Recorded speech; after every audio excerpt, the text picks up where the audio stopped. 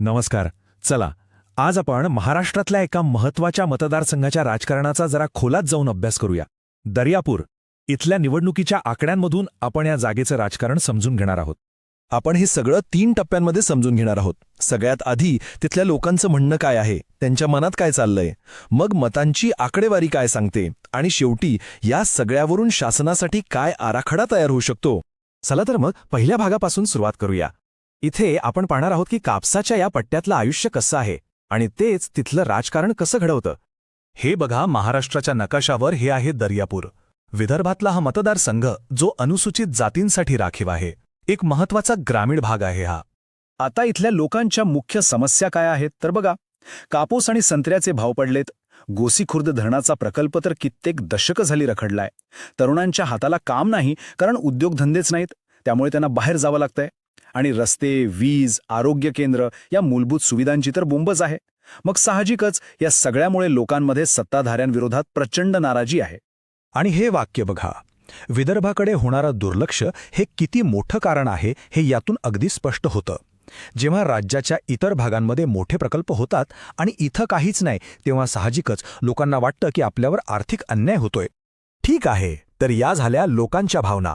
आता जरा आकड्यांकडे वळूया. मतांची गणितं काय सांगतात ते पाहूया.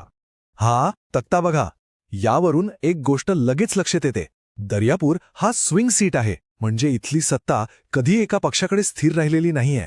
तुम्ही पाहू शकता, 1995 पासून 2014 पर्यंत शिवसेना भाजपचं वर्चस्व होतं, पण 2019 मध्ये काँग्रेसने मोठा विजय मिळवला आणि 2024 मध्ये महाविकास आघाडीने ती जागा टिकवली. म्हणजे इथले मतदार बदल घडवायला मागेपुढे पाहत नाहीयेत. आणि हा बदल अजून स्पष्ट होतो जेव्हा आपण 2019 आणि 2024च्या निकालांची तुलना करतो. 2019 मध्ये काय झालं? काँग्रेसला तब्बल 50.4% मतं मिळाली. एकतर्फी विजय होता तो. पण 2024 मध्ये महाविकास आघाडीने जागा जिंकली खरी, पण मतांचा वाटा घसरून 42.1%वर आला आणि विजयाचं मार्जिनही कमी झालं.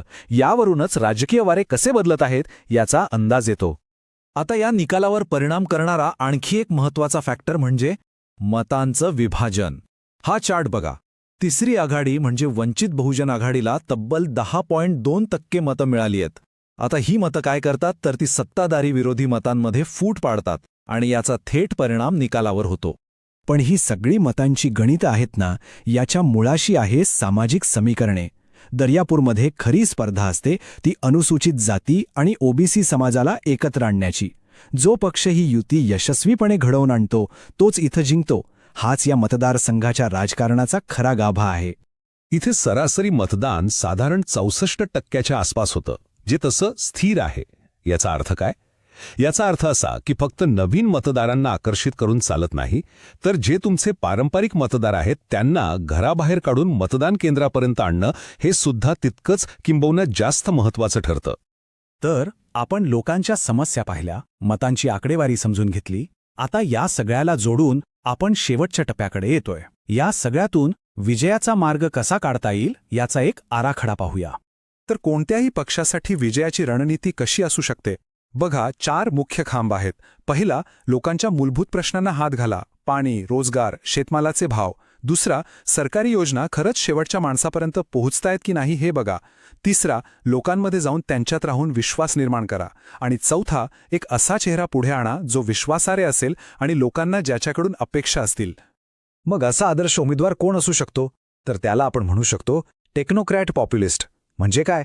तर असा नेता ज्याच्याकडे प्रशासकीय ज्ञान आहे, स्वच्छ प्रतिमा आहे, पण त्याचवेळी तो स्थानिक अनुसूचित जाती समाजात खोलवर रुजलेला आहे.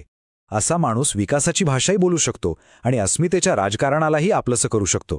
आणि इथे ना एक कायमची लढाई सुरू असते, ती म्हणजे स्थानिक समस्या विरुद्ध राष्ट्रीय राजकारण.